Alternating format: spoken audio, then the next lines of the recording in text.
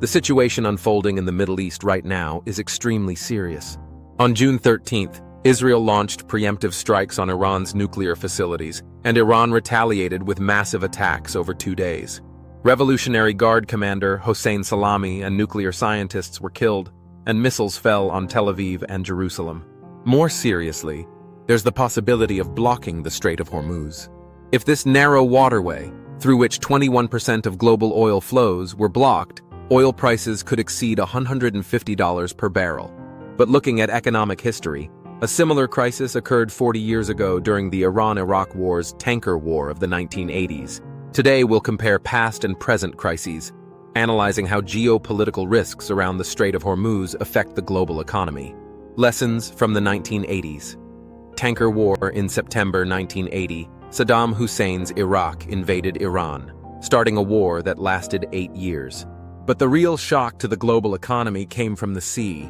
In 1984, Iraq attacked Iran's Karg Island oil terminal, beginning the so-called tanker war.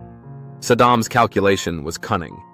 Pressure Iran's economy by blocking oil exports while simultaneously provoking Iran to close the Strait of Hormuz, thereby drawing in American intervention.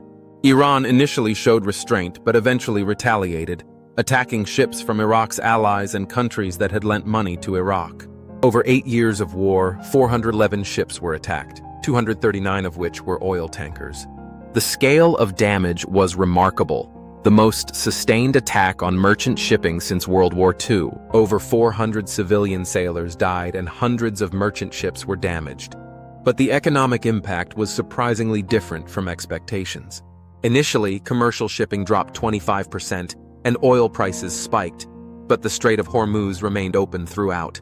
Why? Because Iran itself depended on this strait for oil exports. Ironically, Iran even discounted oil prices to offset rising insurance premiums. As a result, real oil prices actually declined during the tanker war period. Even at its most intense, no more than 2% of ships passing through the Persian Gulf were damaged. Thousands of ships transited the Strait of Hormuz annually, yet only 1–2% were actually attacked. The new dimension of the 2025 Israel-Iran war.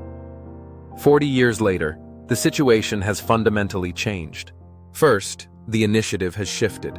While Iraq started the attacks in the 1980s, this time Israel launched preemptive strikes. On the morning of June 13th, Israel conducted Operation Rising Lion, directly targeting Iran's nuclear and military facilities. Israel's capabilities are also on a different level than the 1980s. It demonstrated the ability to strike the heart of Tehran using pre-positioned drones and aircraft.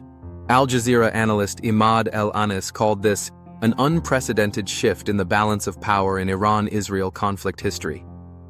But Iran's retaliation was no less significant. Iran launched Operation Severe Punishment, firing hundreds of missiles at Tel Aviv and Jerusalem. This was the first direct damage to Israeli territory since the 1973 Yom Kippur War. The economic ripple effects are also incomparable to the 1980s.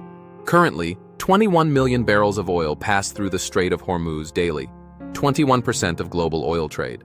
The absolute scale is much larger than the 1980s. More importantly, there's the dependency factor. Asian countries, including China, India, Japan, and South Korea, account for 82% of crude oil passing through the Strait of Hormuz. China in particular imports over 3/4 of Iran's oil exports as its largest customer. Market reactions were immediate. Oil prices surged with the outbreak of war, and OPEC took a cautious stance, saying supply changes may be necessary if the situation worsens. Why the Strait of Hormuz remains open. So will the Strait of Hormuz remain open this time? Experts believe the likelihood of blockade is low for several reasons. First, Iran's dilemma. As in the 1980s, Iran itself is most dependent on this strait. Nearly all of Iran's oil export terminals and major ports are located in the Persian Gulf. Blocking the strait would be like strangling itself.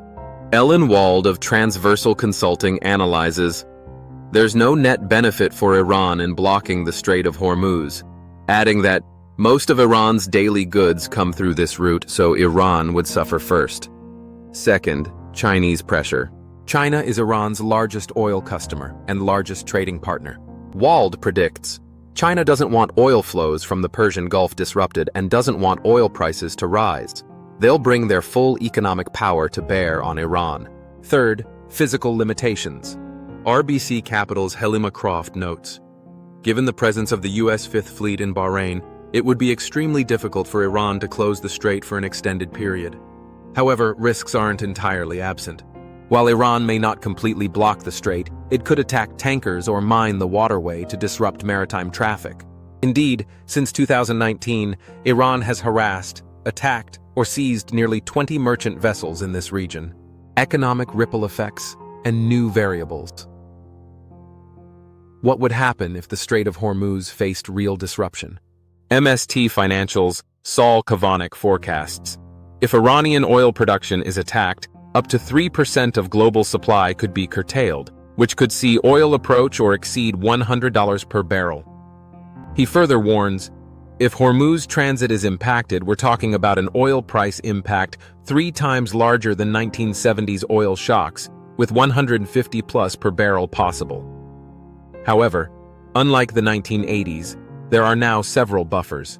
Saudi Arabia can bypass up to 5 million barrels daily through its east-west pipeline, and the UAE has 1.5 million barrels of bypass capacity. The U.S. Energy Information Administration estimates a total bypass capacity of 3.5 million barrels daily. This conflict also has a new variable: President Donald Trump's intervention. Trump claims he can easily end the conflict between Iran and Israel while pressing for nuclear negotiations. Simultaneously, he warns that if Iran attacks the U.S., unprecedented military force will be deployed. Ironically, this crisis could become an opportunity for diplomatic resolution. Israeli officials state they hope the attacks could lead to comprehensive U.S.-Iran negotiations, even if they don't completely halt Iran's nuclear program. Historical repetition and new challenges. The 1980s. Tanker war left us an important lesson. Crises around the Strait of Hormuz didn't lead to actual economic catastrophe, but circumstances are different now. First, global oil dependency has increased significantly. Second, Iran's military capabilities have greatly improved. Third, regional alliance structures have become more complex. But there are also many deterrent factors: Iran's economic dependency, Chinese pressure, U.S. military presence, and bypass transport capabilities. Ultimately, this crisis will likely have the character of a brinkmanship game like past ones. Both sides will try to inflict critical damage while avoiding total war. The Strait of Hormuz remains the global economy's Achilles heel. But as history shows, economic interdependence is often stronger than military conflict. We hope this will be the case again. In the next episode, we'll explore the history of economic nationalism. Don't forget to subscribe and like.